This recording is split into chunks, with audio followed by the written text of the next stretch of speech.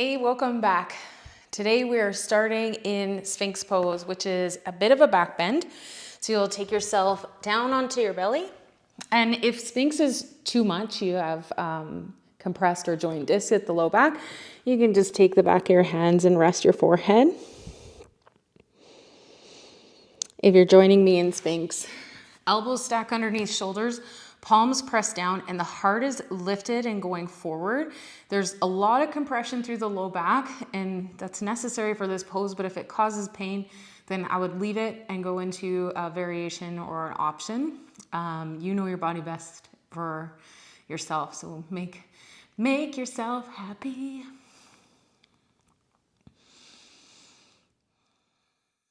I'm not even going to give you the deeper variations because this is our very first pose. So just be here. And if you are someone who's constantly looking to overschedule yourself, challenge yourself, win, being here may be difficult. And I'm happy for you. Soften your gaze or close your eyes. Draw your shoulders down and back.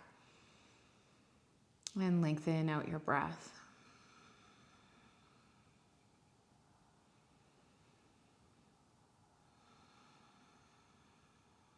Feel your breath moving through the lower back,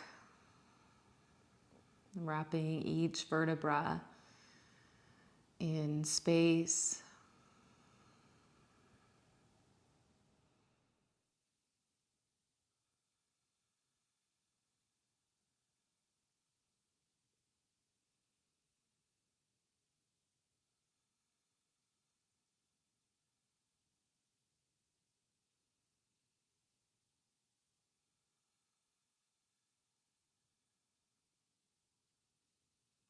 And really tune into what you think is right about your practice and what you think is wrong.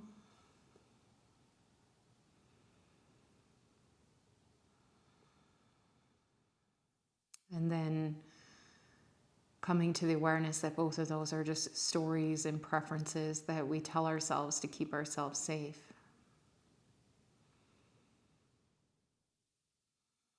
That your practice is filled with sensation happening in the present moment. No desired outcome, just being.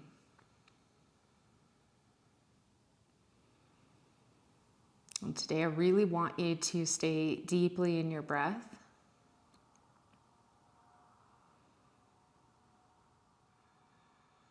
Honoring your breath over the depth of a pose, but still challenging yourself to breathe through discomfort. And let yourself come all the way down onto your mat. We'll widen our right arm out, shoulder height. Left palm comes underneath left shoulder. And start to press down through the left palm as you roll onto your right shoulder. And this may not be very far where you go. It may not be far at all. But if you can maybe drop your left foot behind you. I have a way easier way of doing this. And that's to roll your right hip right under and stack your knees.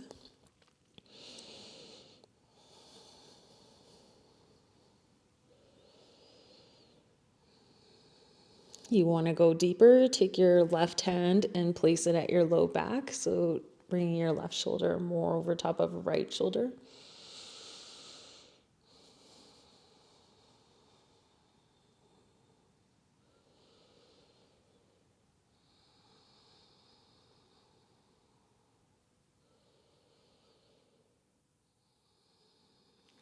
And rolling back through center, left arm extends. Right palm plants down. And we're rolling over on top of left shoulder.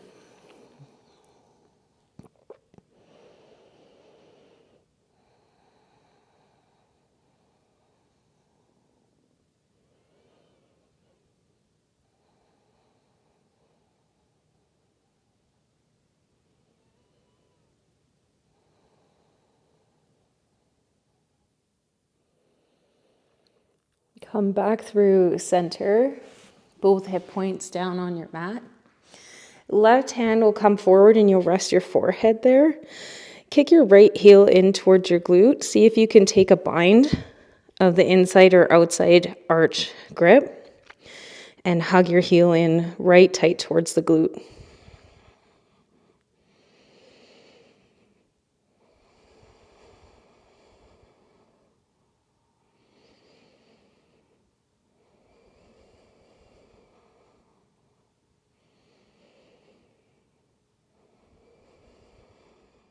Release your foot down.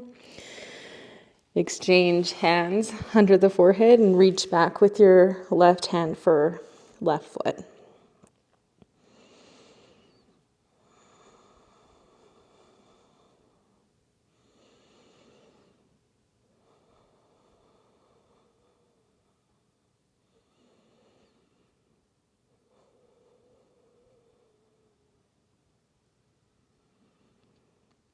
And release your foot. Bring your hands underneath your shoulders and press up through plank with knees down. Lower chaturanga. Knees are down. Press up, knees down, plank. Lower chaturanga. Last one, press up, knees down, plank. Option to pop knees up, hold.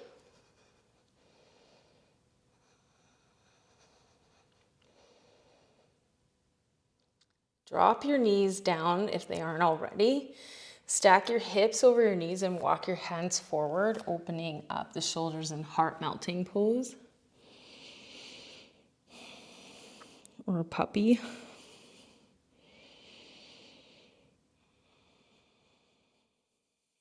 You can always, same thing as in child's pose, always take a bend through the elbows and bring them closer back to your body. It'll alleviate any sort of pain or stress happening in the shoulder. Tucked toes, lifted hips, downward facing dog. You might need to walk your feet in slightly. Whew. Big toes to center, right leg will kick up. And then step your foot all the way forward. Drop your back knee down and find this low runner's lunge. We've been here before. Heavy hips, not a lot of tension happening.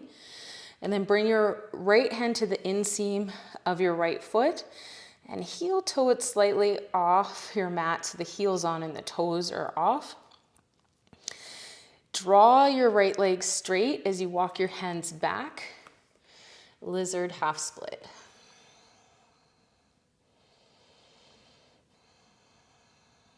Coming forward, stack knee over ankle. Left hand stays, right arm lifts up. Lizard twist. Option, stay here or kick your heel in. We prepped for this. And grab the top side of the foot. Anjaneyasana with the bind.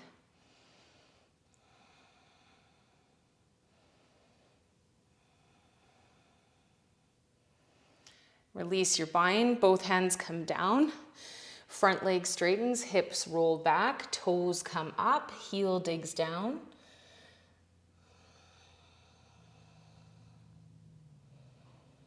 Walking hands forward, lizard.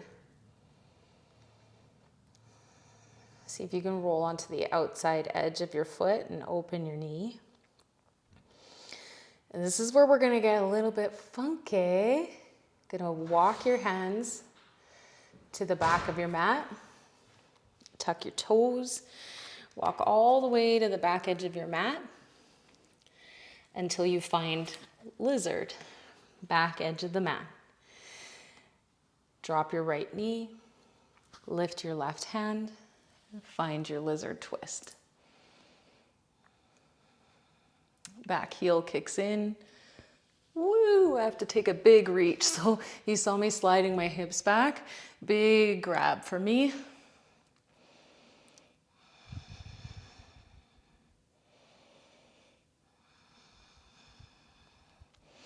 Release the bind.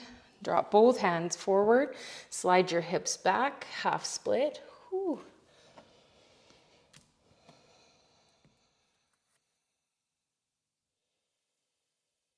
Forward lizard. Back, half split. So I've torn my hamstring before and I can feel the scar tissue go click, click, click, only in lizard style half split. So that's why I wanted to introduce you guys to it, is it's a different sort of opening for the hamstring. Lizard, open the knee, roll onto the outside edge of your foot.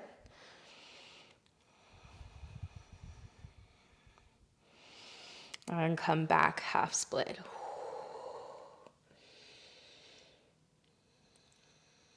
Lizard, back toes tuck, and left leg kicks back and up. Whew. Bring your left foot forward between your hands and walk your hands to the long edge of your mat until you come into a wide-legged forward fold. Head goes heavy. And you can take an ankle grip or a big toe grip, or maybe you just even have your hands on blocks or right down in front of you.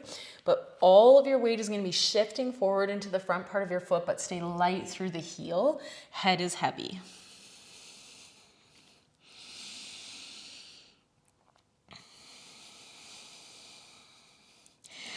If this is putting a lot of strain on the outside edges of your foot, you want to engage your quad and have everything be active. Even your glutes are engaged.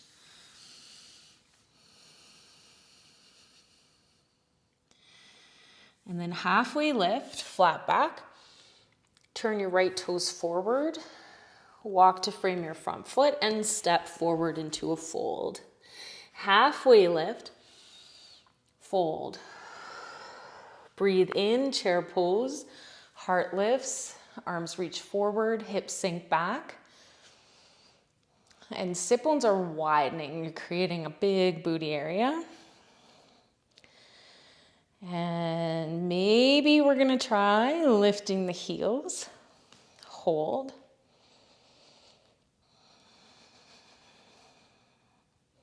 Heels come down, breath in, fold.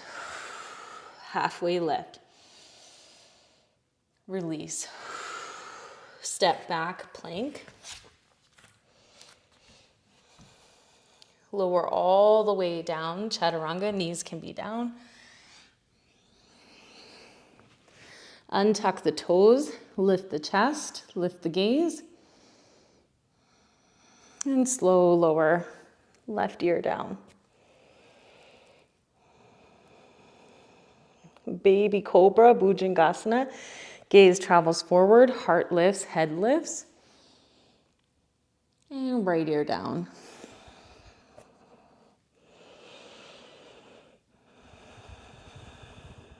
Gaze travels forward.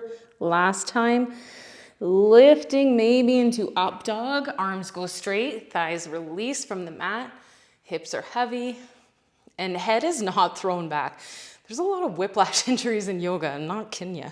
And then downward facing dog.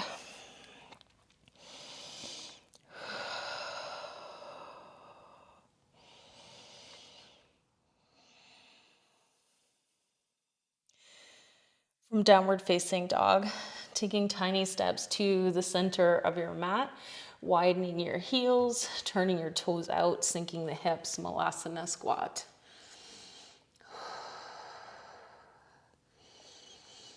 We'll do 5 hip lifts.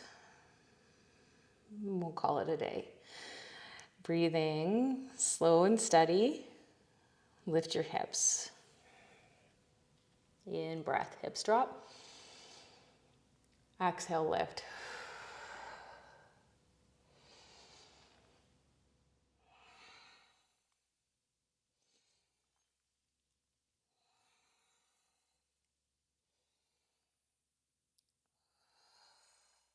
Sink and hold.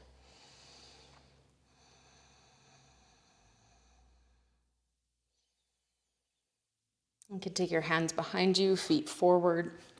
And crossing right leg over straight left leg. Hug your knee in towards your chest. Full breath in. And empty. Soften your shoulders.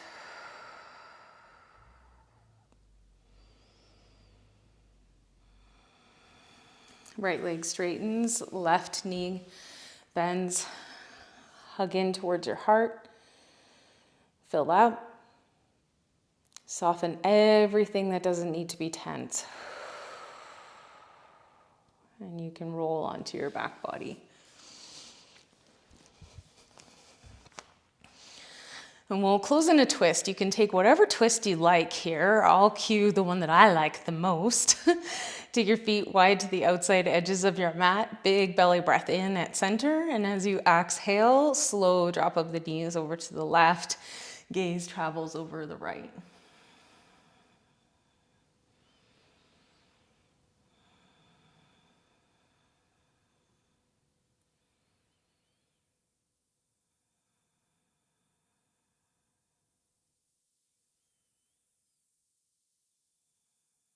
Bring your knees to center. Same time as your gaze arrives at center, breath in and empty. Land your knees to the right, gaze travels over left shoulder, maybe closing your eyes.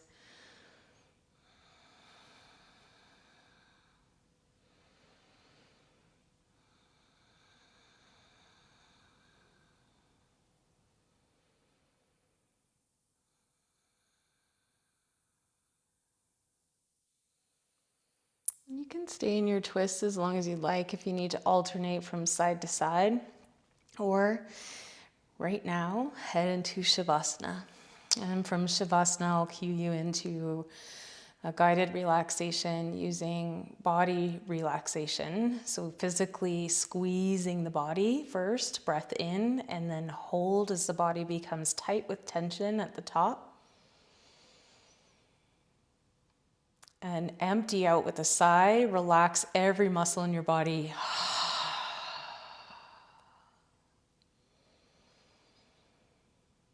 Thank you so much for practicing with me. It is my hope that you stay in Shavasana for at least 2 minutes. Namaste.